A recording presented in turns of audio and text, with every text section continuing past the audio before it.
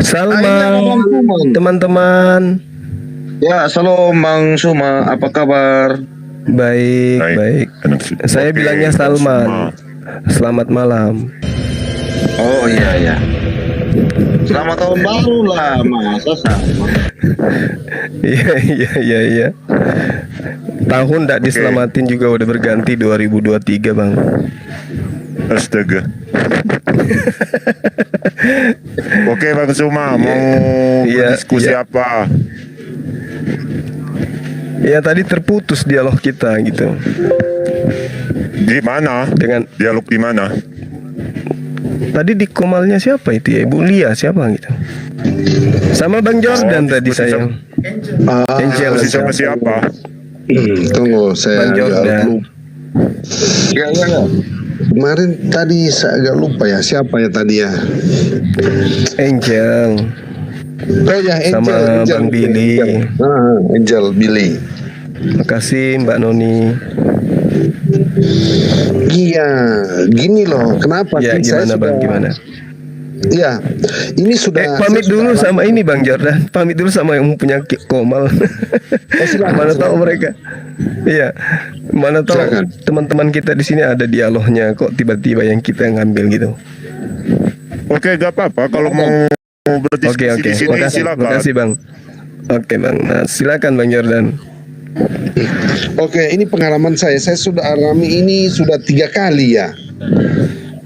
Saya di kiamat sama si Pak John, mana Pak John Jonto ya.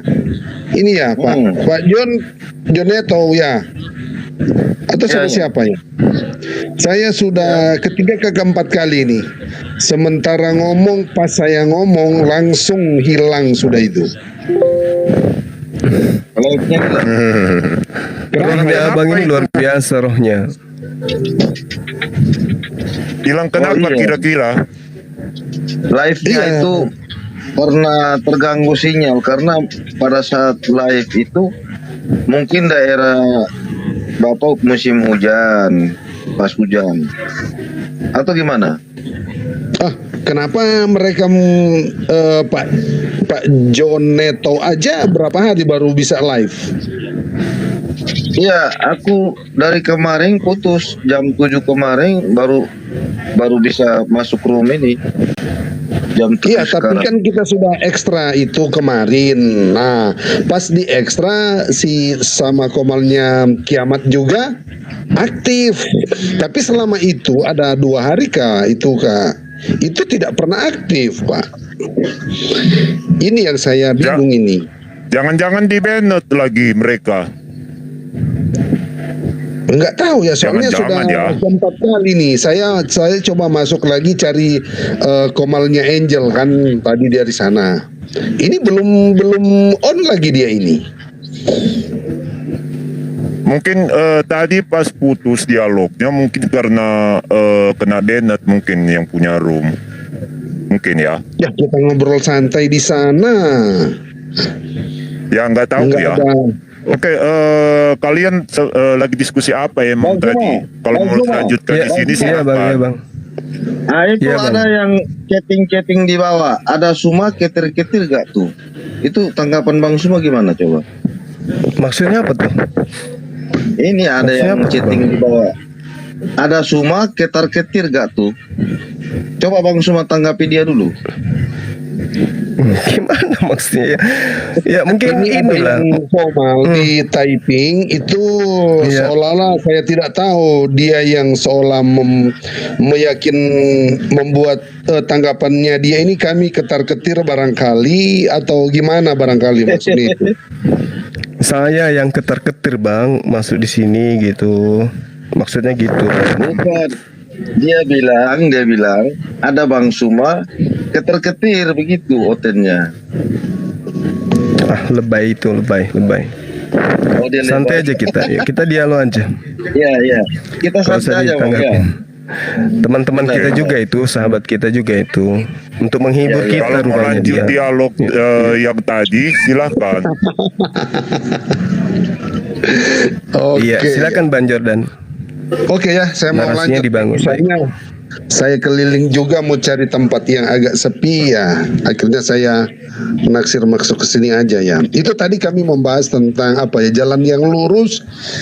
Iya, Kemudian Bang betul, Bang. Suma mengarah ke mana ya? Akhirnya Bang Billy yang lari ke Torah tadi, Bang. Iya. Kalau jalan lurus aja lah kita bahas gitu. Oke, jalan lurus. Tapi dasar perhitungannya jalan lurus yang mana dulu? Soalnya saya kalau masuk ke yang Torah oke, tapi kalau yang lurus saya dasarnya dari mana kemudian terjadi apa namanya tadi sudah mulai sudah mulai masuk pada poin-poin itu. Coba dasarnya gimana itu? Iya, jadi gini, kalau menurut saya, Bang, Tuhan yang menciptakan langit dan bumi itu ya kan, tentu memberikan petunjuk, memberikan jalan gitu. Banyak data di Al-Quran maupun di dalam kitab teman-teman Kristen yang berbicara mengenai jalan lurus itu. Jalan yang terang, jalan yang gelap, lalu kemudian jalan yang menyimpang, jalan yang lurus itu ada di 1 Samuel, Mazmur, Amsal, banyak pokoknya. Bahkan Yesus sendiri pun mengajarkan inilah jalan yang lurus kan gitu. Nah, kalau di Al-Quran pengajarannya jelas, ani ubudullah rabbi wa rabbakum, sembahlah Allah Tuhanku dan Tuhanmu, itulah jalan lurus. Itu pengajarannya. Jadi yang kami imani sebagai seorang muslim mendudukkan perkara bahwa setiap kaum yang kemudian diimani oleh kita sebagai umat belakangan muncul itu adalah semua utusan yang mengajarkan jalan yang lurus. Itu poinnya, Bang. Nah, sekarang kalau di teman-teman Kristen, jalan lurusnya itu yang mana gitu loh. Kalau kami, jalan lurusnya mengimani Nabi Isa, mengajarkan kemudian ajaran Nabi Isa, menyembah kepada Allah yang Maha Suci lagi Maha Tinggi, mendudukan Nabi Isa sebagai Nabi, sebagai Rasul yang diutus kepada Bani Israel. Nah, kalau ini berbeda dengan teman-teman Kristen, jalan lurus menurut Kristen itu yang seperti apa gitu? Kalau boleh saya tahu, silakan. Oke, jadi jalan lurus bukan merujuk kepada hal yang fisik ya, seolah-olah jalan misalnya dari Jakarta ke Surabaya begitu ya, bukan seperti, tapi itu mengandung arti dalam ya, metafora atau arti rohani lah bagi kami orang Kristen barangkali ya. Jadi intinya itu kalau dilihat itu bagaimana caranya Allah, hikmatnya Allah, kemudian rencananya Allah, perbuatannya, karyanya, itulah bagi kami menuju keselamatan ya, itulah jalan yang lurus. Tetapi perlu kita ketahui bahwa itu mulai dari pikiran Allah, rencananya Allah sampai kepada karya Yesus itu sendiri. Bagi kami cuma itu ya. Sebab dikatakan di situ ada nubuatan dan penggenapan itu. Nah, penggenapan itu salah satunya adalah karya Yesus di kayu salib. Dan itulah kalau saya lihat ya dari segi konteks keselamatan, jalan yang lurus itu adalah karya Yesus itu sendiri, keselamatan. Sebab kalau saya lihat dari apa yang Bang Suma katakan tadi tentang ajaran dan lain-lain sebagainya, kan kalau saya lihat ini nabi-nabi, hamba-hamba Tuhan, mereka cuma katakanlah sebagai alat untuk menampilkan ajaran, dan ajaran itulah yang disebut dengan jalan yang lurus. Barangkali itu dulu yang kita bisa sepakati, atau pengertian yang lain lagi ya. Silakan yang lain mau tambahkan. Shalom sama saya tambahkan ya. Sebenarnya Nathan, suara napasmu kasih kecil, Nathan, suara napasmu. Istilah jalan yang lurus itu kan istilah Islam, bukan istilah Kristen. Kalau di Kristen bicara mungkin kalau kita mau apa yang dimaksud dengan Islam jalan yang lurus, kalau dalam kita itu kebenaran. Nah, ini yang paling penting. Jadi sama ya, kalau dalam Islam dikatakan jalan yang lurus, apa yang mereka yakini, apa yang benar. Kalau di dalam Kristen itu kebenaran itu sebenarnya seperti apa? Yesus Kristus berkata, akulah kebenaran. Apa sebenarnya kebenaran itu? Hubungan kita dengan Allah sebenarnya tujuannya apa? Allah mau menyelamatkan manusia. Bagaimana cara Allah menyelamatkan manusia? Ketika Adam dan Hawa jatuh dalam dosa, di situ Tuhan langsung mengatakan, keturunan perempuan yang akan kalahkan iblis itu. Itu kebenaran itu, kebenaran. Jadi kebenaran ini berbicara tentang siapa Allah dan karyanya. Kebenaran itu siapa Allah itu dan karyanya. Kalau kita salah Allah, Allah yang bukan kebenaran. Kalau karyanya salah, itu bukan kebenaran itu. Makanya kita di dalam Kristen kita punya dua, Allah yang benar dan karya keselamatan yang benar. Itu kebenaran di dalam Kristen. Wujudnya siapa wujudnya itu? Yesus Kristus. Jadi dasarnya kalau kita berbicara jalan yang lurus, itu istilah Muslim, di dalam kekristenan kita kebenaran. Nah, apa yang kita sekarang apa yang mau kita bahas? Kebenaran yang bagaimana Yesus Kristus itu, kenapa dia bisa juru selamat? Mungkin itu yang perlu kita bahas. Kalau dari pandangan Islam kita nak tahu jalan yang lurus mereka itu seperti apa, saya rasa kita Kristen kita nak tahu itu. Tapi kalau Kristen itu sudah jelas. Mungkin begitu ya teman-teman. Tambahan saya ya supaya lebih mengarah, mungkin jangan cuma jalan yang lurus. Dalam Kristen ini kurang jelas itu jalan yang lurus itu apa sebenarnya. Yang benar itu yang tepat dalam Kristen kebenaran. Kebenaran itu yang bagaimana? Mungkin begitu. Lanjut. Baik Bang. Oke. Jadi Silakan Suma. baik, makasih Bang Nats. Jadi di dalam Hosea 14 misalnya Bang, di situ dikatakan, siapa yang bijaksana, biarlah ia memahami semuanya ini. Siapa yang paham, biarlah ia mengetahuinya. Sebab jalan-jalan Tuhan adalah lurus, dan orang benar menempuhnya, tetapi pemberontak akan tergelincir di situ. Artinya kalau saya memahami di dalam Al-Quranul Karim, misalnya di dalam surah Maryam ayat 36, Bismillahirrahmanirrahim, wa innallaha rabbi wa rabbukum fa'budu hadza siratul mustaqim. Nabi Isa alaihissalam kemudian mengajarkan kepada Bani Israel, dan sesungguhnya Allah itu Tuhanku dan Tuhanmu, maka sembahlah dia. Ini adalah jalan lurus.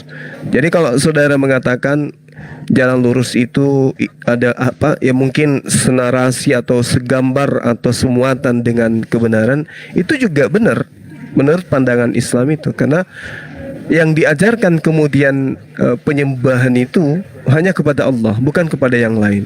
Maka itu jalan lurusnya itu ke sana, jalan lurusnya. Bahkan di dalam Al-Quran dikatakan, innallaha rabbi wa rabbukum fa'budu hadza siratul mustaqim. Sesungguhnya Allah itu Tuhanku dan Tuhanmu, karena itu sembahlah dia. Jadi selalu penyembahan itu, pengabdian itu, ibadah itu selalu merujuk kepada esensi otoritas tertinggi yang kemudian kami sebut dengan sebutan Allah. Nah, kalau misalnya teman-teman mengatakan tidak mengetahui atau tidak memahami jalan lurus yang dipahamkan oleh Al-Quranul Karim, setidaknya kalau saya tidak salah ingat, Yesus juga pernah mengajarkan tentang jalan yang lurus. Bahkan Lukas pernah, Paulus juga pernah. Kemudian dalam Yohanes 1 nomor 23, akulah seorang yang berseru-seru di padang gurun, luruskanlah jalan Tuhan seperti yang telah dikatakan Nabi Yesaya. Jadi saya rasa jalan lurus itu sudah final kalau menurut pemahaman saya sih, baik Bible maupun Al-Quranul Karim. Silakan.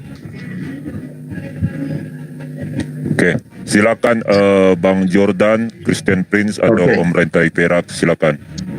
Oke, kalau dikatakan tadi mengenai jalan yang lurus, yang kalau saya lihat dari penjelasan tadi, intinya adalah menyembah Allah, ya betul Pak.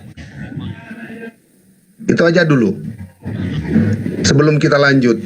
Halo Bang Suma, apakah seperti Ya, itu yang enggak, soalnya jangan sampai kita berbeda juga pandangan kita yang disebut dengan jalan yang lurus, apa merujuk kepada persembahan kepada Allah itu sendiri atau tentang ajaran, sebab di dalam ajaran juga mengandung harus menyembah Tuhan. Di sisi lain ajaran juga harus melakukan apa yang Tuhan perintahkan lewat nabi kah, lewat Yesus kah, lewat ajaran para rasul lah. Nah, kita harus lebih detail lagi, lebih spesifik, supaya kami pun tidak akan kebingungan menjawab pengertian, artinya kita tidak akan salah menduga, supaya pertanyaan nanti diskusi kita akan enak, sebab pemahaman tentang jalan yang lurus yang seperti apa yang akan kita bahas diskusi saat ini. Saya tambahkan sedikit ya teman-teman. Iya, silakan Bang. Jadi yang disampaikan Bang Suma tadi konsep pemikiran Islam ya. Karena semua itu diciptakan hanya untuk menyembah. Manusia itu diciptakan untuk menyembah Allah. Nah, itu konsep pola pikirnya Muslim. Konsep pola pikirnya Alkitab. Allah itu menciptakan manusia menurut gambar dan rupanya. Tujuannya apa? Untuk berelasi. Bahkan Adam itu dikatakan anak Allah. Adam itu kan anak Allah. Dia mencerminkan pemerintahan Tuhan. Jadi Adam itu memerintah. Diciptakan tujuannya untuk memerintah alam ini. Makanya dia imam. Ketika dia jatuh, alam semesta jatuh. Segala makhluk mengalami penderitaan ini. Bukan cuma manusia. Sampai hewan pun mengalami hal ini. Jadi itu yang Bang Suma katakan tadi itu pola pikir Muslim ya. Allah menciptakan itu tidak lain untuk menyembahnya saja. Kristen berbeda. Kristen manusia diciptakan menurut citra Allah.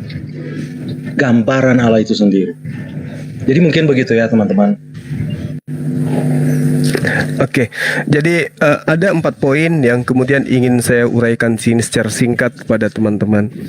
Yang pertama, tentang 4 kunci seorang manusia atau hamba Tuhan itu berjalan di atas jalan yang lurus dalam pandangan saya sebagai seorang muslim. Yang pertama itu adalah ilmu. Karena dengan ilmu kemudian menurut pandangan saya manusia itu bisa membedakan mana yang benar, mana yang salah, mana tauhid, mana yang syirik, mana yang sunnah, mana bid'ah, mana taat, mana maksiat, mana perintah dari Tuhan, mana perintah dari bukan Tuhan, kan gitu. Yang kedua, teman-teman, adalah amal. Karena dengan sudah mengetahui bahwa ini baik, ini buruk, ini perintah, ini larangan, maka orang itu melakukan amalan-amalan perintah tersebut. Dan yang ketiga adalah tauhid. Apa tauhid itu? Memahami bahwa semua aspek penyembahan hanya merujuk kepada satu otoritas tertinggi. Dan yang keempat adalah taat. Setelah mengetahui ilmunya, mengamalkan perbuatannya menuju kepada ibadahnya, maka 3 komponen ini kemudian dilakukan secara rutinitas ritual keseharian secara taat. Ini yang ingin saya jabarkan dalam konsep Islam jalan yang lurus itu. Nah, kalau misalnya 4 poin ya Bang ya. Iya. Berarti Silakan Bang, untuk sementara seperti itu silakan. kita uraikan satu-satu ya. Nah, dalam Baik. dasar ilmu. Nah, ini yang ingin saya tahu dulu. Karena di dalam kehidupan seorang manusia itu akan menerima banyak ilmu. Nah, ilmu ini berdasarkan pendengaran. Nah, pendengaran seperti apa yang Bang Suma ini mau jabarkan di sini? Ilmu seperti apakah itu? Nah, ini yang saya ingin tahu dulu. Yang menjadikannya ilmu itu menjadi jalan yang lurus. Nah, itu. Baik. Ilmu di sini adalah yang pertama tentang tauhid. Ini yang pertama. Tauhid artinya pencipta langit dan bumi itu cuma satu. Tidak terdiri dari sekutu-sekutu. Dalam arti kata esensi tertinggi di atas muka bumi itu cuma satu dan tidak ada kemudian sembahan-sembahan di samping dia. Nah, pemahaman itu kemudian merujuk kepada ilmu. Kenapa? Karena kalau ada 2 Tuhan atau lebih, atau ada 3 dewa atau lebih misalnya gitu ya, maka itu tidak disifati oleh akal, di mana akal akan merujuk kepada kondisi mustahil kemudian pencipta langit dan bumi itu lebih dari 1. Karena kalau lebih dari 1, karena yang maha kuasa cuma 1, kalau dia menjadi 2, maka yang maha kuasa ini akan mengklaim satu sama lain. Ini ciptaanku, ini bukan ciptaanmu, ini ciptaanku, ini bukan ciptaanmu. Sehingga yang terjadi di agama Ardit itu adalah perang antar dewa dengan dewa. Karena adanya klaim kekuasaan yang mana dewa satu, Tuhan satu, dan Tuhan yang lain itu kemudian merasa lebih berkuasa. Nah, kalau kemudian ada Tuhan yang tunduk kepada Tuhan yang lain, maka dia larinya kepada Hellenisme, polytheism. Nah, ini yang tidak disifati oleh akal. Akal itu selalu instingnya merujuk kepada satu Tuhan, siapapun dia. Saya kira gitu, Bang. Sebentar saya dulu. Nih Pak, Oh, silakan. tadi pertanyaan Pak Frank tadi ini tentang yang pertama kan tadi ada 4 poin, baru ditanya satu yang keilmuan seperti apa, kenapa larinya ke tauhid yang masuk ke poin ketiga, seolah-olah poin 1 dan poin 3 ini digabungkan Bang. Sedangkan tadi perkataan Bang Suma tadi, keilmuan itu adalah salah satunya yang diuraikan tadi itu adalah tahu tentang baik dan yang jahat. Larinya ke tauhid. Nah, saya jadi bingung lagi nih. Ya, silakan Iya. jelasin umum Pak Frank, Oke, silakan. baik. Mungkin saya tanggapin dulu, Bang. Ya. Oke, makasih. Jadi kaitannya dengan ilmu. Orang itu bisa dikatakan bisa membedakan antara baik, ya, baik dan yang salah, yang hak dan yang batil, misalnya kan. Bagaimana kemudian kita bisa membedakan ini salah, ini benar? Itu tergantung daripada siapa yang menentukan, gitu ya. Seperti misalnya teman saudara, contoh nih, mohon maaf, kami ibadah hari Jumat, gitu kan? Karena perintahnya jelas ada. Nah, kemudian saudara-saudara Kristen saya ada yang ibadah hari Minggu, perintahnya tidak ada di dalam kitabnya teman Kristen. Nah, lalu kemudian ilmu berfungsi di sana. Siapa yang memerintahkan kemudian ibadah hari Jumat? Kan gitu.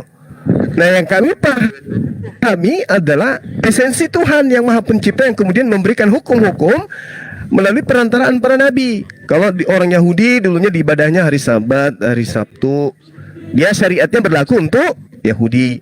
Kemudian Tuhan memerintahkan syariat kepada seluruh umat manusia belakangan diperintahkan untuk ibadah hari Jumat, kan gitu. Nah, kenapa? Berdasarkan ilmu, yaitu perintahnya dari Allah.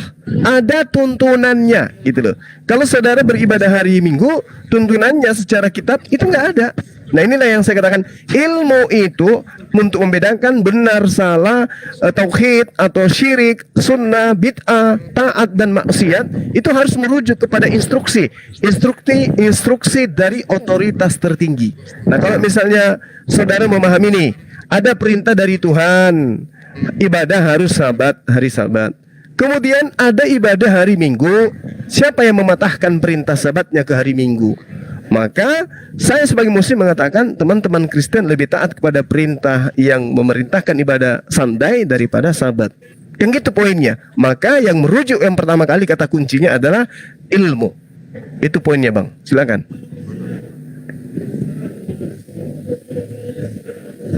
Oke ya, ini kita bedakan dulu ya tentang perintah dengan larangan. Sebab gini, ada pengertian tentang perintah kemudian kaitannya dengan baik dan jahat itu ada cabangnya itu loh. Jangan digabungkan seperti itu. Sebab perintah itu adalah ibadah. Larangan jangan misalnya membunuh itu baru kejahatan. Nah, kaitannya dengan contoh tadi itu tidak bisa dikatakan itu ada kaitannya dengan baik dan yang jahat. Gitu loh. Sebab itu perintah dengan larangan beda. Itu yang saya ingin perdalam lagi ya, supaya jangan mengambil ilustrasi yang beda loh. Masa katakan perintah kemudian itu kejahatan kalau kita tidak melakukan. Memang kalau kita tidak melakukan ya itu dosa. Tapi berbeda kalau misalnya itu larangan, jangan berbuat jahat. Lah itu poin begitu jelas. Tapi kalau itu perintah berarti kalau dilakukan baik. Tapi kalau misalnya larangan, misal jangan membunuh, kemudian kita mau lakukan, apakah itu baik? Jadi kita harus bedakan dulu di situ. Jangan disamaratakan antara perintah dan larangan. Gitu loh. Kalau ibadah itu saya rasa itu ilustrasi yang tidak cocok. Coba cari supaya kami lebih memahami apa yang dimaksud dengan ilmu itu. Gitu loh. Silakan. Baik Bang. Jadi ini kalau kita berbicara mengenai keyakinan ya, umat Islam itu keyakinannya tidak bisa kemudian dipisahkan dengan keilmuan gitu. Malah perintahnya itu sangat jelas di dalam hadis Rasulullah bahwa menuntut ilmu itu hukumnya wajib bagi umat Islam. Nah, lalu panduannya di dalam Al-Quranul Karim diterangkan kepada orang-orang yang beriman. Bismillahirrahmanirrahim. Ya ayyuhalladzina amanu idza qila lakum tafassahu fil majalis. Artinya, wahai orang-orang beriman, apabila dikatakan kepadamu, berilah kelapangan di dalam majelis-majelis, artinya dalam menuntut ilmu, maka lapangkanlah, niscaya Allah akan memberi kelapangan untukmu. Dan apabila dikatakan berdirilah kamu, maka berdirilah, niscaya Allah akan mengangkat derajat orang-orang yang beriman di antara kamu dan orang-orang yang diberi ilmu beberapa derajat. Dan Allah Maha teliti apa yang kamu kerjakan. Jadi perintah yang kemudian muncul di dalam ajaran agama Islam itu adalah berilmu.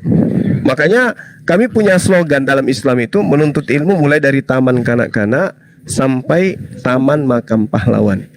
Itu adalah satu konsep di dalam pengajaran agama Islam. Nah, terkait dengan ilmu yang kita bahas, yang kita uraikan tadi di dalam pemahaman kami sebagai seorang Muslim, maka kedudukan ilmu itu memang seperti yang saya katakan.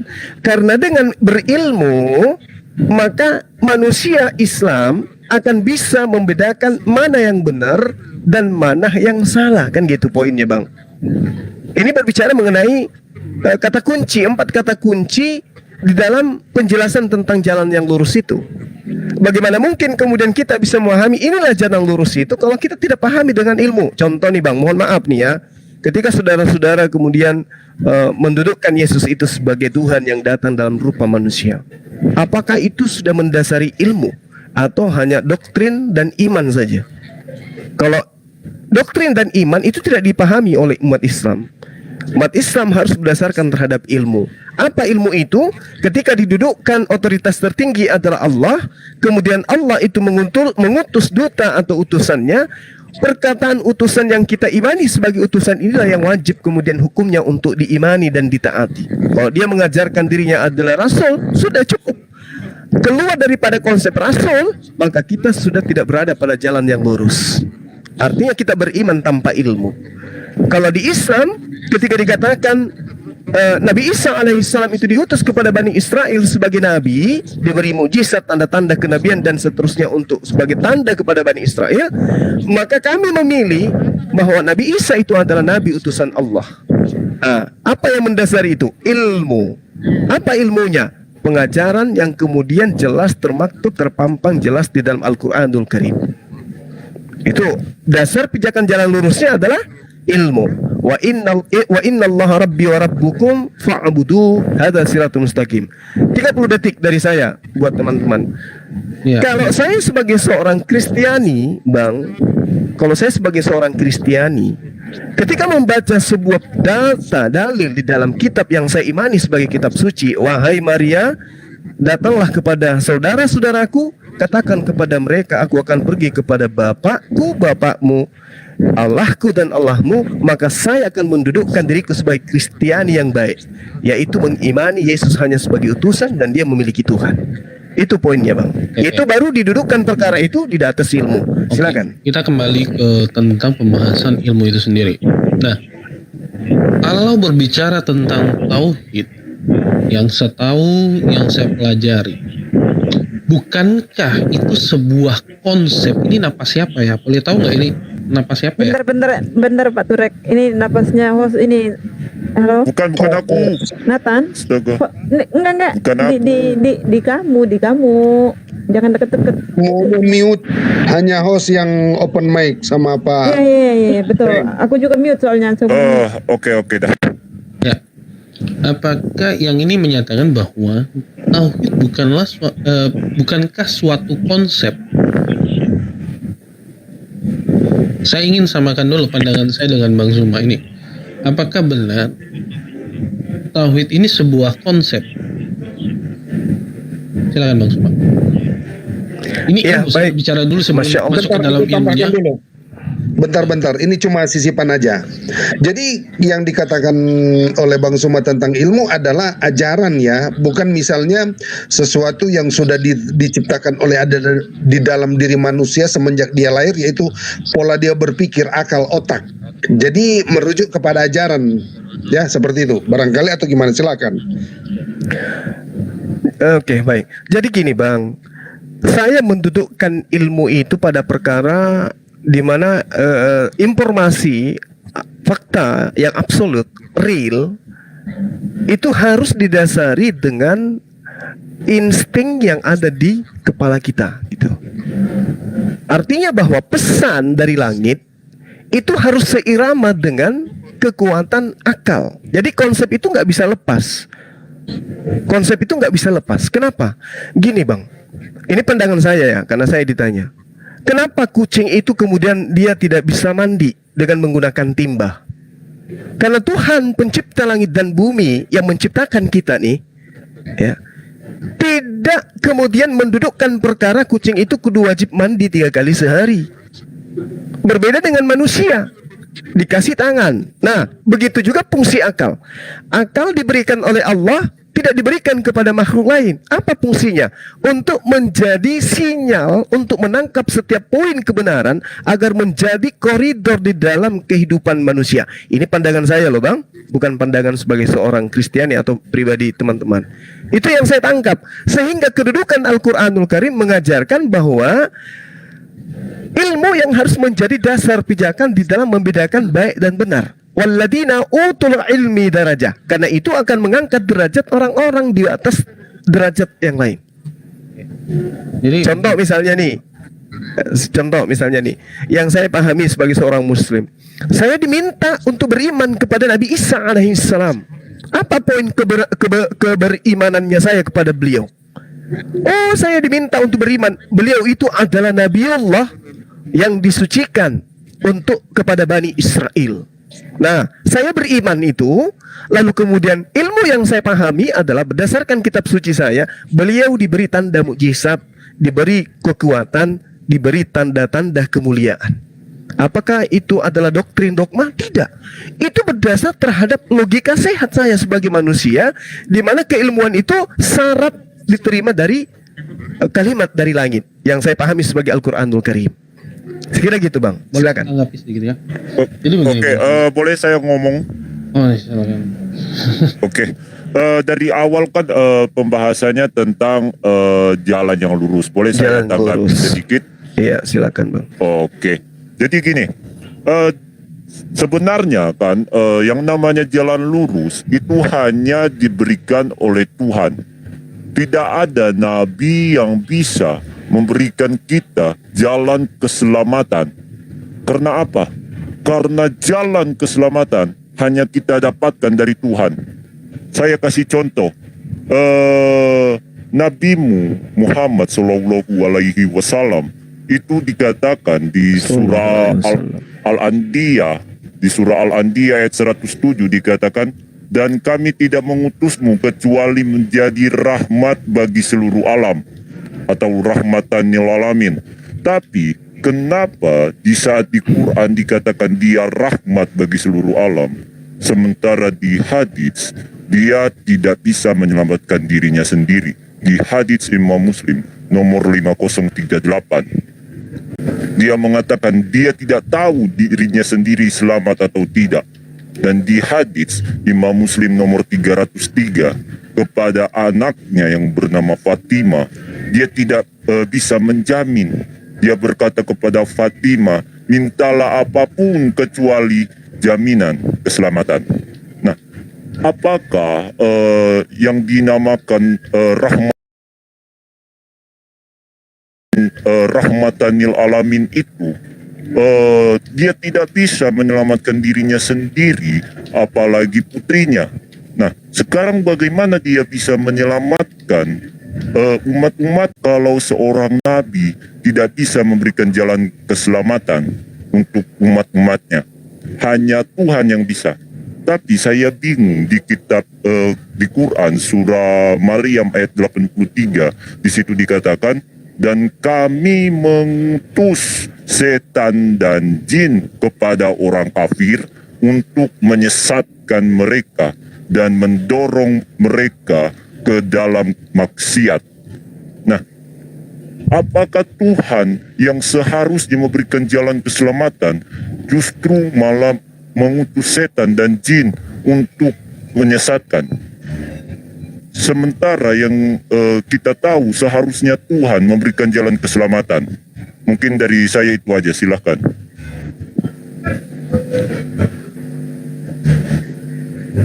Silakan teman-teman. Ya, ada yang mau ini tambahkan, silakan. Ya teman-teman, karena ini saya dengar tadi dari Prosuma tadi selalu berbicara tentang ilmu ya. Nah, kalau kita berbicara tentang ilmu, kita semua tahu ya, perjanjian baru itu adalah penyingkapan, wujud penyingkapan rahasia-rahasia di dalam perjanjian lama. Makanya ribuan ya, bukan 230, ribuan ayat perjanjian baru itu rujukannya itu PL. Jadi rahasia-rahasia yang tersembunyi di dalam PL itu pengungkapannya atau kunci jawabannya itu PB. Nah, itu yang dibilang apa yang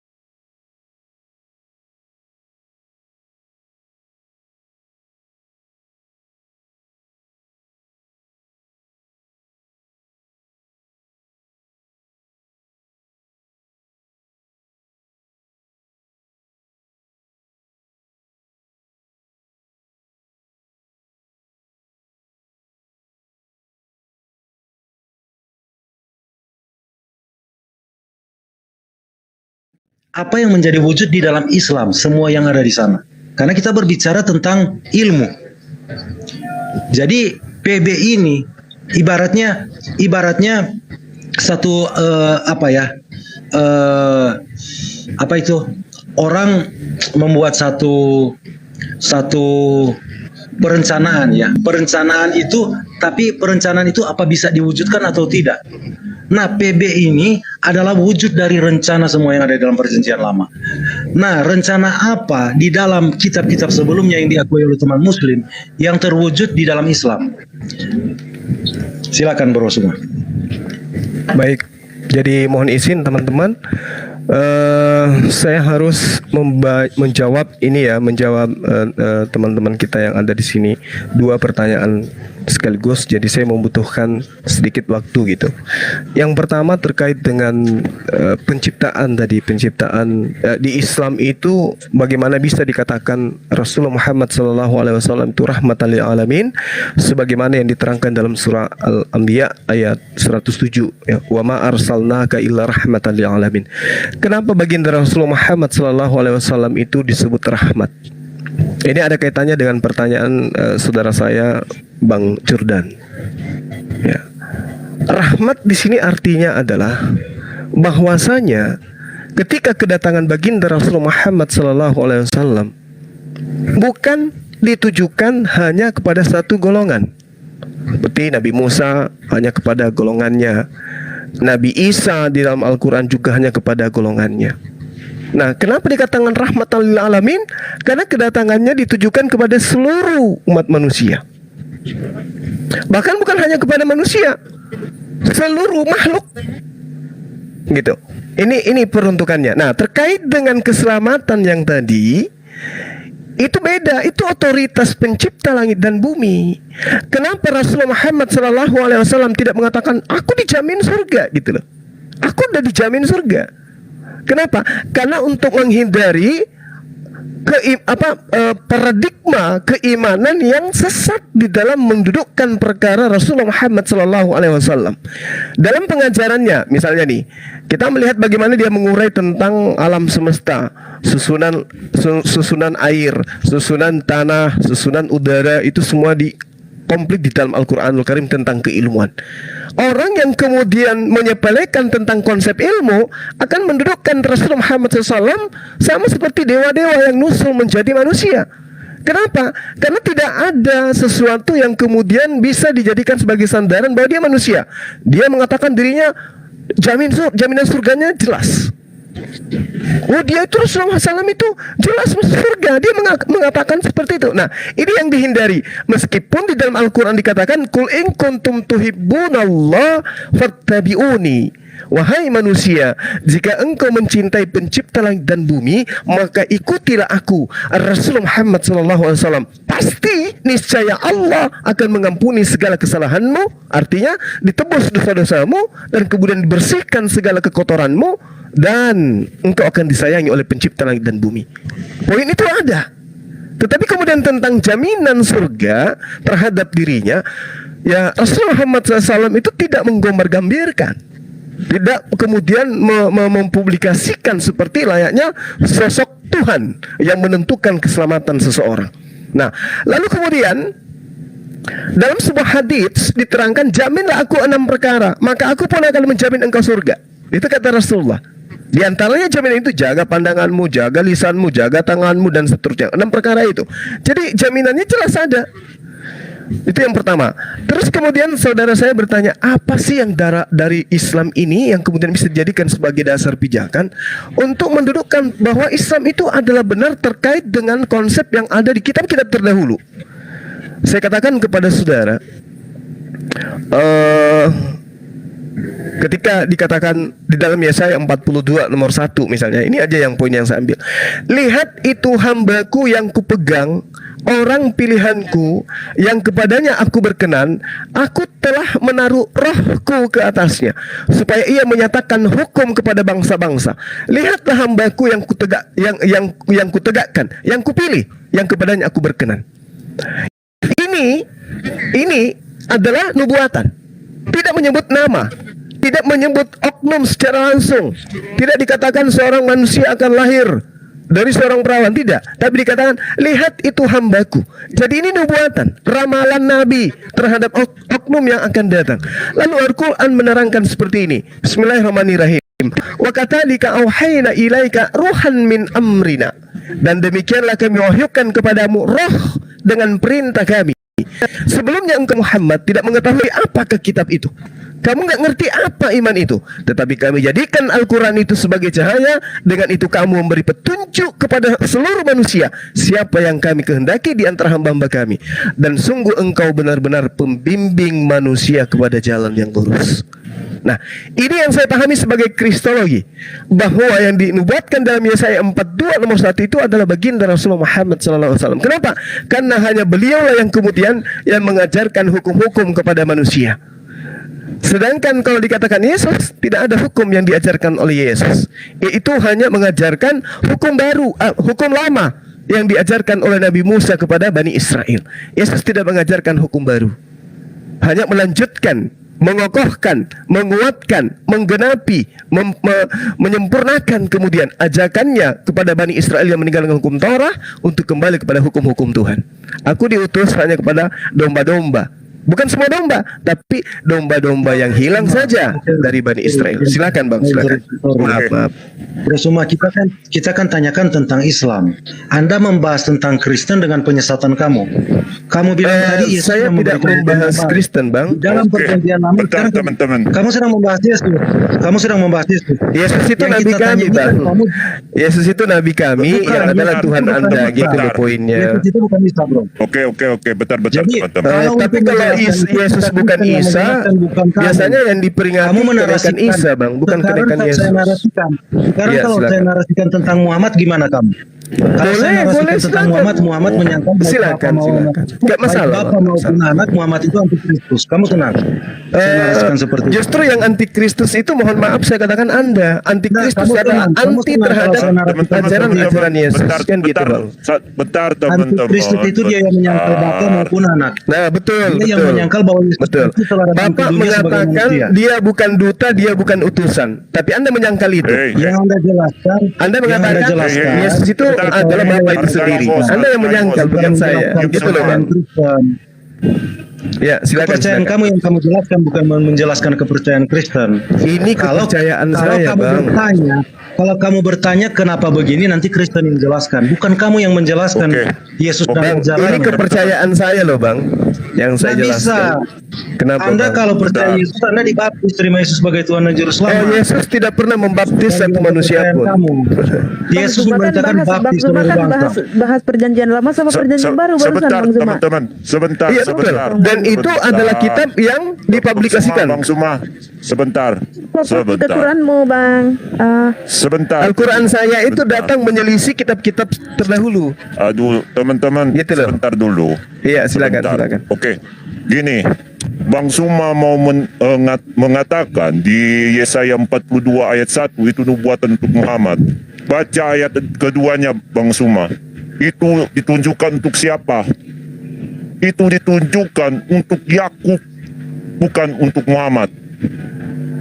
Karena Yakub itu adalah Israel yang melahirkan bangsa-bangsa, yaitu suku-suku 12 dari bangsa Israel.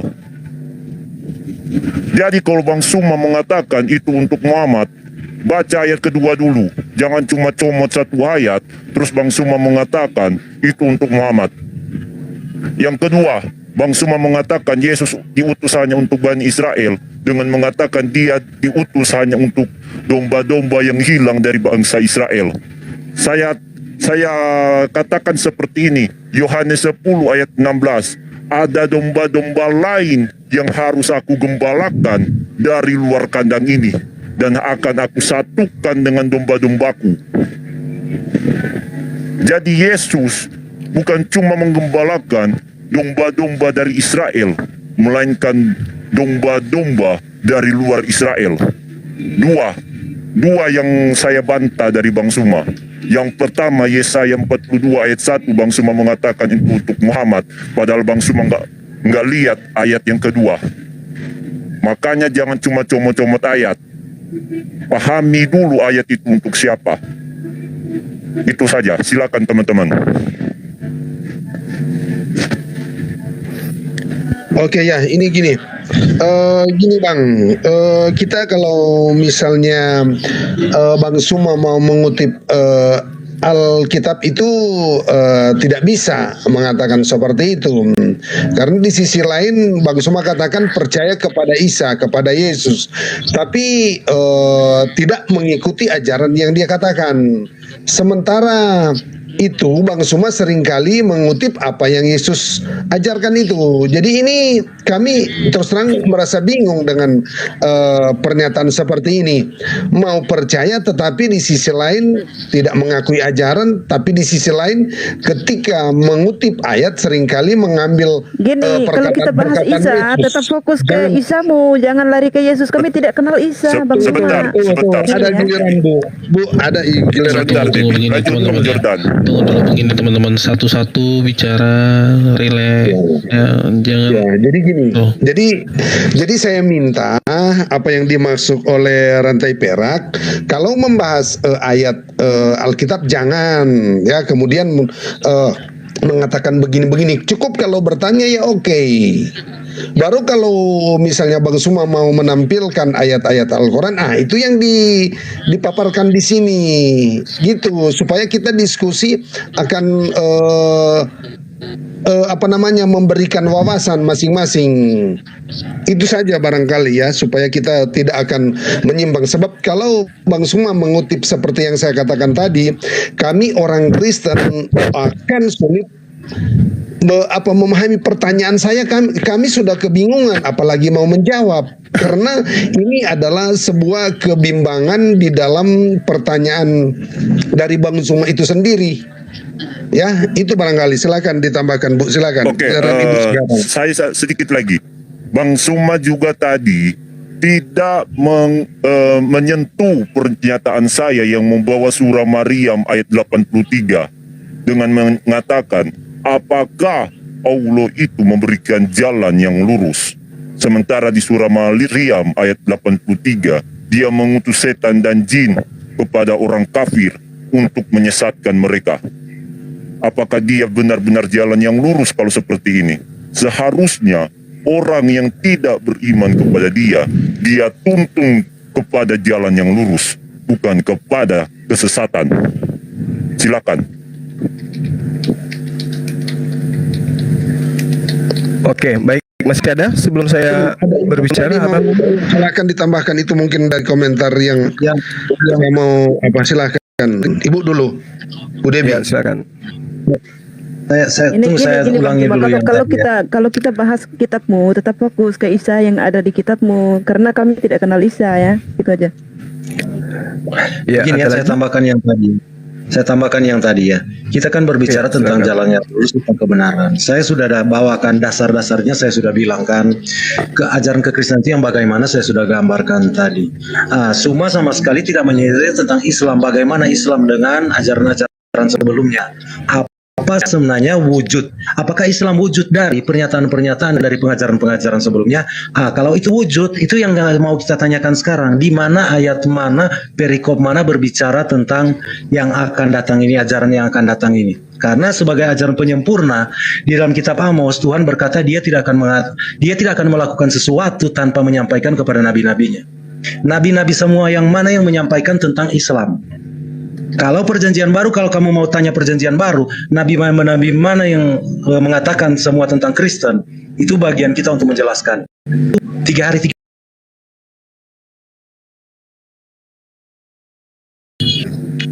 Yang pertama di sini tidak sedang baik.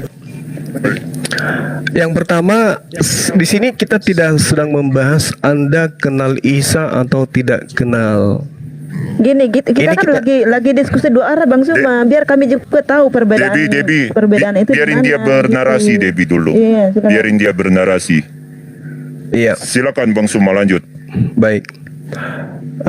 Jadi kalau Anda mengatakan Anda tidak mengenal Nabi Isa, tapi berkat kitab suci yang bernama Al-Quran, Anda kemudian selalu memperingati kenaikan Isa. Kemudian di dalam Al-Quran lah kemudian penyebutan Rasul itu muncul, dan kata itu Anda ambil kemudian untuk Anda dudukkan kepada tokoh di dalam agama Anda, kan gitu ya. Jadi di sini kita tidak sedang menguji bahwa saya beriman ke Nabi Isa ataupun tidak. Nah, kembali kepada pernyataan saudara tentang Islam. Islam itu adalah jalan keselamatan. Seluruh nabi mengajarkan jalan keselamatan. Berarti semua nabi mengajarkan ajaran Islam. Kan gitu, Bang? Karena Islam itu artinya jalan keselamatan, damai sejahtera. Kan itu poinnya di situ. Muatan daripada salam, Islam, salama, di situ poinnya.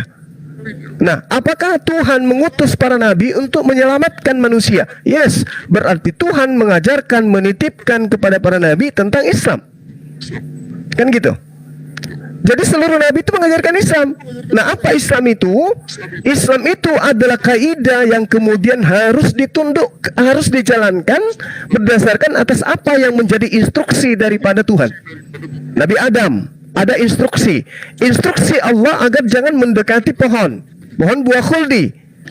Nah, perintah inilah yang dikatakan Islam, jalan. Kan gitu. Kalau Anda melewati jalan itu, maka Anda akan selamat. Anda melanggar dari rambu-rambu jalan yang ditunjukkan itu, Anda akan menjadi tidak selamat. Anda sesat di sana. Begitu juga ketika datang Abraham, Ishak, Yakub, dan seterusnya. Jadi Islam itu sudah ada dari sejak manusia pertama itu dicipta. Makanya dikatakan dalam surah Al-Maidah ayat 3, pada hari ini telah kusempurnakan Islam itu. Kan gitu ya. Lalu kemudian yang taat kepada Islam itu disebut Muslim, orang-orang yang berserah diri terhadap perintah. Makanya dikatakan mengenal Allah berarti taat kepada Allah, mengenal Nabi Allah berarti taat kepada Nabi Allah. Apa yang diperintahkan oleh nabinya itu yang kita taatin. Nah, jadi kalau Anda kemudian tidak mau kitab Anda itu dibahas oleh saya sebagai praktisi Islam, Anda keliru. Kenapa? Karena Al-Quran itu datang untuk menyelisih kemudian kitab-kitab terdahulu, agama terdahulu.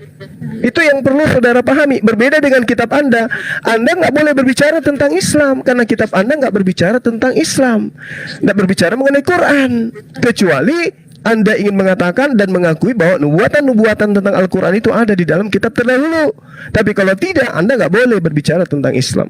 Tapi kalau saya boleh.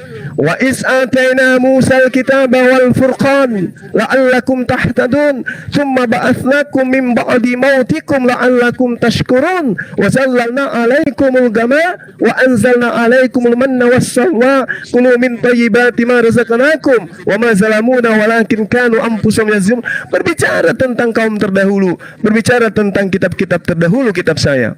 Jadi saya nggak bisa dibatasin gitu. Saya hanya mengatakan bahwa Al-Quran ketika berbicara sosok yang datang lahir tanpa ibu, yang diutus oleh Tuhan kepada Bani Israel itu hanyalah nabi, hanyalah rasul. Dan ternyata di kitab Anda juga dikatakan seperti itu pengakuannya. Aku nabi, aku rasul. Nah, itu yang jadi masalah. Bro nggak menanggapi pertanyaan saya ya. Jadi lalu kemudian masuk ke pertanyaan. Sorry bang. Sekali lagi bang, 1 menit aja bang. Nah, bro tidak menyentuh apa yang saya tanyakan. Cuma apa ya?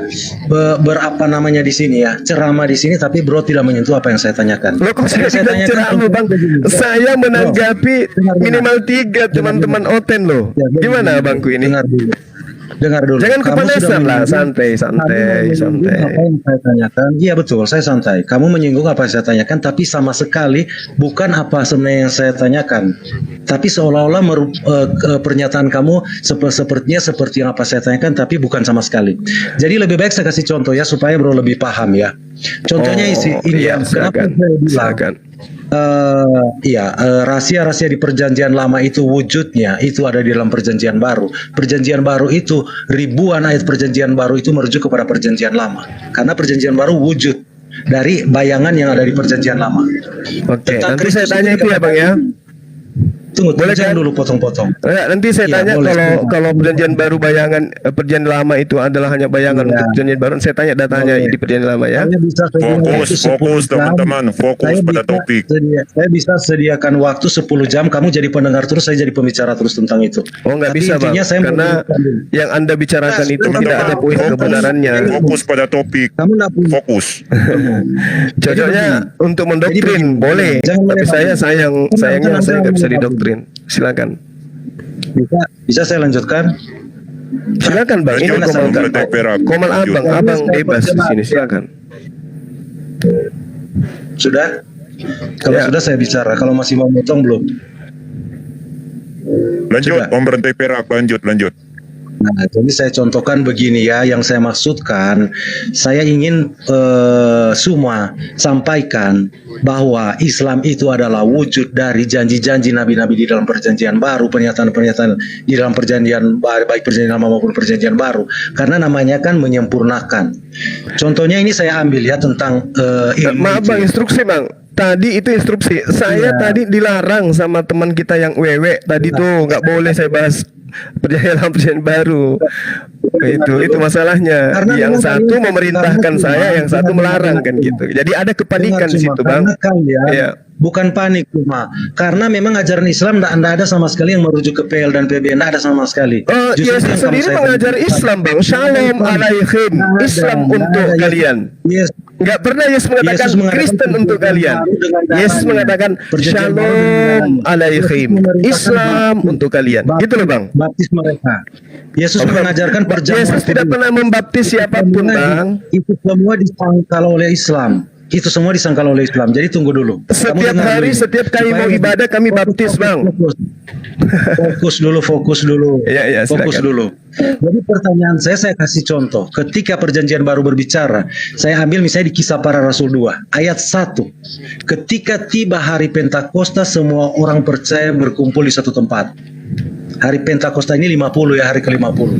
Ini wujud dari apa yang ada di perjanjian lama yang sedang dibicarakan di Imamat 23. Dikatakan Tekan di situ. Kemudian kamu harus menghitung mulai pada hari sesudah Sabat itu, yaitu waktu kamu membawa berkas persembahan unjukan harus ada genap 7 minggu. Ini contoh, ini cuma salah satu contoh. Jadi gambayangan di dalam perjanjian baru wujudnya perjanjian lama. Nah, Islam itu wujudnya dari siapa? Saya melihat jujur kalau dari saya, Islam itu adalah wujud dari binatang buas antikristus. Ini dari pemahaman saya ya. Anda bisa komplain, ini kita bisa bicarakan ini. Karena ini pemahaman saya pribadi. Yang saya bicarakan di sini wujud Islam menurut kamu yang benar, yang jalan yang lurus itu pernyataan dari nabi-nabi itu apa yang menjadi wujud di dalam Islam. Kamu tunjukkan saya di mana ayatnya. Ini saya sudah kasih contoh, salah satunya saya sudah kasih contoh di Alkitab ya. Ada ribuan ayat tapi saya cuma bawa kasih contoh satu. Kisah Para Rasul 12 ayat 1 tentang Pentakosta.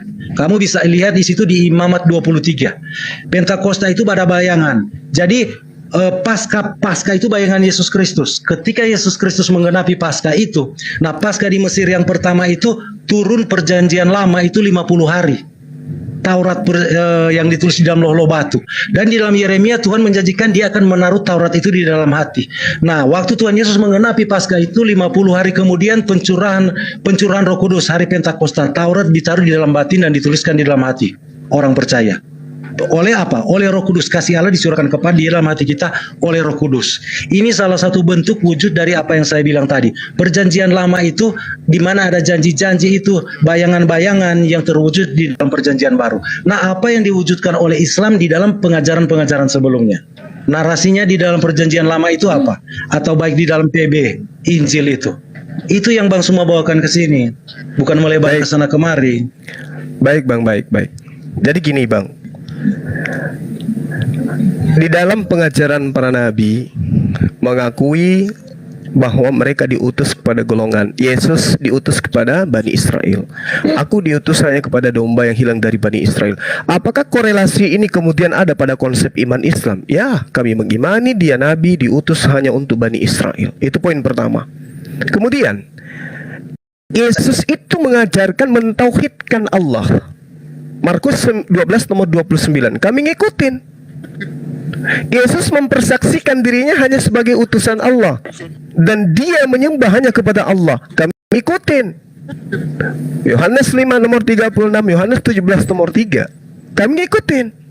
Yesus bahkan dalam prosesi ibadahnya dia sujud, bertaubat, ruku, kemudian Anda boleh lihat dalam kitab saudara Matius 4 nomor 17, Matius 26 nomor 39. Maju sedikit, lalu sujud, lalu berdoa. Berdoa kepada siapa? Esensi yang ada di atas. Dia berserah diri, dia menjadi seorang muslim seketika. Ya Bapakku, jikalau sekiranya mungkin, biarlah cawan ini lalu daripadaku, tetapi janganlah seperti yang ku kehendaki, melainkan seperti yang engkau kehendaki. Dia seorang muslim Bang, dia bukan seorang Kristen. Kemudian Yesus itu sunat, diberitakan oleh kitab saudara Lukas 2 nomor 21. Yesus puasa, Matius 4 nomor 2, Matius 6 nomor 16.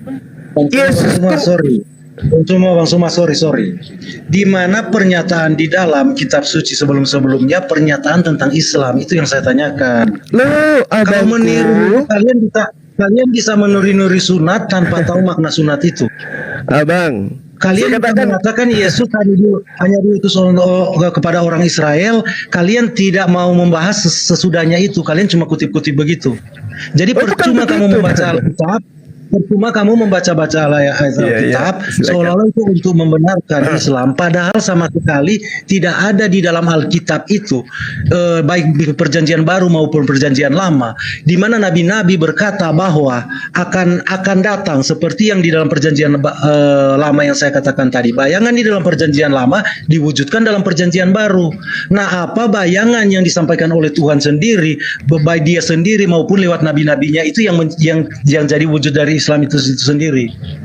Jadi gini Bang, kenapa harus lari ke perjanjian lama kalau Yesus sendiri mempraktekkan dirinya sebagai seorang muslim Bang? Itu dulu poinnya. Di mana Yesus berkata tentang sesuatu yang akan datang itu dan wujudnya itu Islam. Dalam Shalom bayangan apa, alaihim. gambaran apapun. Ibadahnya Pernyataan apapun. Yesus, teori-teori yang dipraktekkan oleh Yesus, Bentar, semua itu bentar. cerminan dia sebagai seorang muslim, Bang. Dia bukan pengingkar. Bentar, teman-teman, bentar. Penyembah Satu-satu iblis sujud dan semuanya. berdoa. Itu bukan dasar. Ya, Yang Yesus saya tanyakan mempraktikkan apa, itu, Bang? yang Jika saya engkau tanyakan mengasihi itu, aku, yang jika saya engkau percaya kepada aku, engkau akan melakukan Teman-teman, pekerjaan yang aku satu, lakukan. satu, Kan satu. begitu, abangku. Ya, pekerjaan Kalau Bapa Anda yang Yesus percaya lakukan. Yesus, Bapa itu disangkal oleh Islam. Allah Islam itu bukan Bapa. Jadi percuma kamu mengutip itu. Oh, nggak bisa yang gitu, saya mau Bang. tanya, Nggak yang saya Nggak mau bisa gitu. tanya, wujud Islam itu bayangan di dalam PB dan PL itu apa yang menjadi wujud dari Islam kalau itu? Anda ingin melihat Islam itu, lihatlah apa yang dipraktekkan oleh Yesus.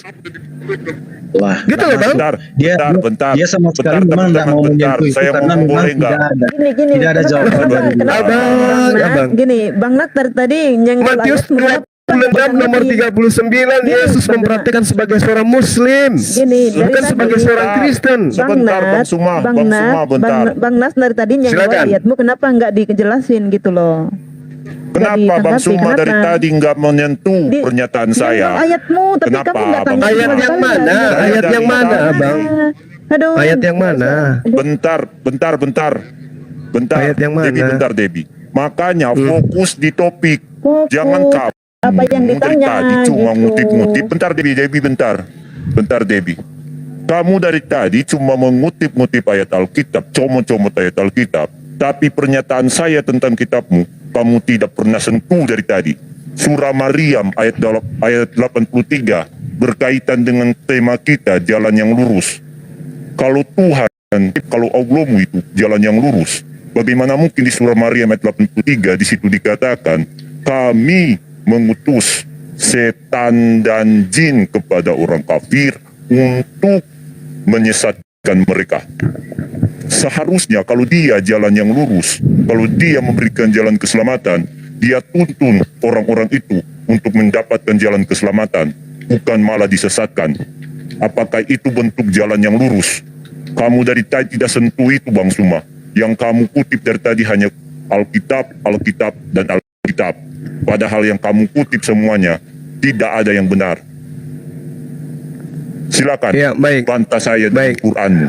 Anda benar ketika Anda mengutip Al-Quran. Jawab saja pernyataan Ya, saya ya, surah Maryam ayat Anda 83. harus jawab dulu. Anda mengutip Maryam 83. Apakah kemudian pemahaman Anda itu sudah benar terhadap ayat itu? Jelaskan. Semua yang jelaskan Kan gitu. kamu, dia tanya. Saya Maka dari bertanya. kamu. Silakan. Ya, jadi gini, jadi Jadi gini. lalu kamu sendiri Kita menjelaskan. fokus di Kamu topik. mengutip Alkitab, Kita lalu fokus kamu di topik. menjelaskan. Oke. Di Jadi sini kita harus. Mas ambil ayat Al-Quran, kamu yang jelaskan begitu. Oke, baik. Apa yang dia baik. tanyakan? Al-Quran itu datang di abad ke-6. Yesaya itu datang 600 tahun sebelum abad pertama. Yesaya 45 nomor 7 menerangkan Tuhan menciptakan kejahatan. Oke? Kejahatan itu pasti sumbernya dari setan. Alam tara anna arsalna syayatin alal kafirina ta'uzzuhum azzah. Tidakkah engkau melihat bahwa sesungguhnya kami telah mengutus setan-setan itu kepada orang-orang kafir untuk mendorong mereka berbuat maksiat dengan sungguh-sungguh. Bolehkah saya membuktikan data ini melalui kitab Anda bahwa setan bekerja di dalam iman Anda? Bolehkah? Pasti Anda nggak mau. Kalau dibolehkan, saya akan menunjukkan bahwa iblis menitip pesan di kitab-kitab saudara agar Yesus itu dituhankan, agar Yesus itu dianggap sebagai anak Tuhan. Al-Quran 1400 tahun silam tidak pernah keliru mengatakan itu. Sekali lagi saya katakan, Yesaya 45 nomor 7 itu 700 tahun kurang lebih dibuat oleh orang-orang sebelum Al-Quran itu datang. Dan di situ dikatakan Tuhan menciptakan kejahatan, iblis. Zaman Yesus 600 tahun sebelum Al-Quran dikatakan iblis diberi izin untuk mencobai manusia. Suma. Oke? Sorry Suma. Baik, silakan. Ya, tadi nggak ada kata iblis di situ. Kejahatan, bro. Kejahatan, Iya, kegelapan. Dengar saya bacakan. Dengar saya Oke. bacakan supaya jelas Silakan, ya. silakan. Yang menjadikan terang dan yang menciptakan gelap, yang menjadikan nasib mujur dan yang menciptakan nasib malang. Akulah YHWH, Yahweh, bukan Ya. Allah SWT, Nah, sekarang yang membuat semuanya itu. Nah, sekarang kenapa kamu ganti kata-kata itu? Oh, tunggu abangku, tunggu. Di terjemahan lama tahun 1954 yang mengadakan terang dan menjadikan gelap, yang mengadakan selamat dan menjadikan jahat. Bahwa aku ini Tuhan Ya, oke. yang membuat Di mana ada segala iblis perkara itu? itu. Di Gimana? mana ada kata iblis itu? Di mana ada Jahat, kata iblis Bang. itu? Justru sudah saya mengatakan Well, tadi bahwa Abang, pertanyaan justru saya. dari data ini, justru dari Kamu data sudah ini, mengatakan tadi iblis menyisipkan narasi-narasi di dalam perjanjian. Jadi nabi-nabi ini maksud kamu dipakai iblis. Seperti Muhammad pernah mengucapkan mari kata-kata kita yang berasal buktikan. dari setan. Mari kita buktikan, Bang. Mari kita buktikan. Jadi Sebentar. kamu Mari kita kamu buktikan. bilang nabi-nabi ini Teman-teman fokus. bukan. Semua tidak menjawab pertanyaan Abangku, saya. penulis kitab Anda itu bukan nabi. Oke? Nah, Penulis lalu kitab siapa? Anda itu bukan nabi. Siapa? Oke. Nah, mari kita Lalu buktikan. siapa? Hei, Ya, jadi kamu fokus bilang di iblis. pertanyaan Jadi saya. kamu bilang iblis Fokus di menyisipkan Bangsa, pertanyaan saya. untuk saya ingin fokus Tuhan. kepada Anda, tapi yang lain membawa saya membahas ke tempat lain, gitu loh Bang Kamu Nas. sudah menuduh, narasi kamu itu sudah menuduh bahwa nabi-nabi perjanjian lama dipakai iblis untuk Oh menyisipkan enggak, narasi bukan begitu. Penulis kitab Anda itu Bung, bilang tadi. kitab Kamu Anda itu bilang- bukan perjanjian lama, saudaraku. Kitab Anda itu kitab kanonik. Narasi-narasi di Iya, dalam- saya di katakan dalam kitab Anda. Kitab nabi-nabi Anda itu berarti iblis kitab telah kanonik, menggunakan itu untuk surah-surah membuat Paulus. Yesus jadi Tuhan. Satu-satu ngomongnya, satu-satu ngomongnya. Kamu harus Bang konsisten Suma, kalau fokus. bicara. Saya sangat konsisten, Abang. Matius 4 nomor 3, Matius 4 nomor 6, Lukas 4 nomor 3, Lukas 4 nomor 9, dan masih banyak data lain. Iblis titip pesan Yesus itu adalah anak Tuhan. Masih kurang? Memang Yesus memang iblis tahu dia anak Allah. Memang iblis tahu. Nah itu dia makanya saya katakan pun tahu. apa Nabi-nabi apa tahu. ada yang Nabi-nabi keliru? pun tahu dia adalah Tuhan. Sudah disampaikan oleh Apa nabi-nabi. pernah Yesus mengaku bahwa dia adalah anak Tuhan, anak Allah? Pernah dengan mulutnya sendiri? Nabi-nabi Pernah? sudah mengatakan bahwa dia adalah Tunggu Bang. Ada dalilnya Yesus mengaku bahwa dirinya adalah anak Allah? Ada? Wahyu kemarin sudah dikasih justru ayat. dia mau di beberapa kesempatan tunggu dulu. menyamakan karena Tunggu dulu. menyamakan dirinya dengan Yahweh. Dengan Yahweh. Mana dalilnya, Menyamakan coba? dirinya dengan Elohim. Oh berarti dia sama Kamu baca seperti iblis Alkitab, kamu berarti. menguasai dalil saya. Kamu selalu Berarti dia ngomong sama kalau seperti kita, iblis ingin tapi menyamai kamu tidak Elohim tahu bahwa berarti. Yesus Bisa nggak pada beberapa fokus kesempatan semuanya? mau dirajam karena Yesus menyamakan dirinya dengan Elohim. Kalau Yesus menyamakan Dengan dirinya Yahweh Elohim, berarti dia sama seperti Lucifer dong. Semuanya ini. Nah sekarang mana Sebentar, pembuktiannya Yesus semuanya. menyamakan dirinya dengan Elohim? Mana? Itu kan tuduhan Anda, saudara. Bang Shalom. Suma, Ketika orang Yahudi mau merajam dia, alasannya karena apa? Belum. Oh, karena dia dituduh Ketika orang menyamakan. CP lu pakai soundcard CP supaya suara lu kenceng. Shalom. Sebentar. Pertama, yang Anda harus pahami, Yesus telah klarifikasi Bang atas tuduhan orang Jangan kamu Yahudi. menarasikan, dengar Suma, jangan kamu narasikan kesesatan kamu, lalu kamu menarasikan Alkitab seperti Kesesatan itu. saya mana Bang? Kamu. Mendudukkan Yesus Kamu sebagai katakan nabi Yesus dan adalah rasul utusan. kepada Bani Israel Kamu itu bukan katakan Yesus adalah kesesatan. utusan. Mari kita Apakah- fokus. Apakah Hei, pernyataan Bang Yesus Rantai, Bang menyatakan Rantai. dia hanya utusan? Apakah dia hanya utusan? Saya tanya. Pernyataan Yesus dia hanya utusan. Menurut Aku kesaksian diutus Yesus, hanya, bukan aku hanya utusan. Jangan putar balikan kata-kata itu. Aku diutus hanya, bukan aku hanya utusan. Ketika kamu putarkan kata itu, kamu balikan kata itu jadi berbeda Boleh artinya. nggak semuanya Nah di sini kamu mau fokus putarkan dulu ke kata itu. topik? Bung, Sebentar. kesaksian Yesus di Yohanes 5 nomor 36, apakah ada lebih tinggi dari kesaksian itu? Saya mau menarasikan Bang di mana, Rantai di mana? Pera. Yohanes mana? Di mana? Yohanes 5 mana kita nomor lihat? 36, apakah ada kesaksian yang lebih tinggi daripada kesaksian Yesus tersebut? Silakan. Iya, Yohanes 5 nomor 36. Iya. Nah, lalu kamu menarasikan ini seperti apa? Dia utusan Tuhan, dia mengaku sebagai utusan Tuhan. Mutlak, absolut, tidak bisa diragukan. Hanya utusan Tuhan. Di mana kalimatnya hanya Pengakuan utusan Tuhan? Yesus, pengakuan Yesusnya, Bang. Jangan tanya saya, baca dalilnya. Nah, Silakan. kalimatnya di mana? Saya baca Yohanes lalu kamu 5 jelaskan nomor ya. 36. Aduh.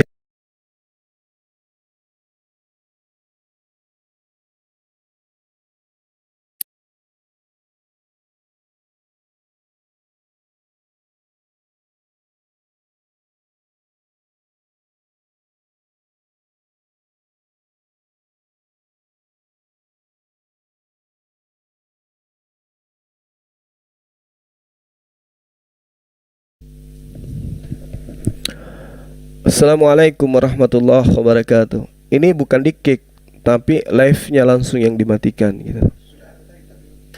Ya. Coba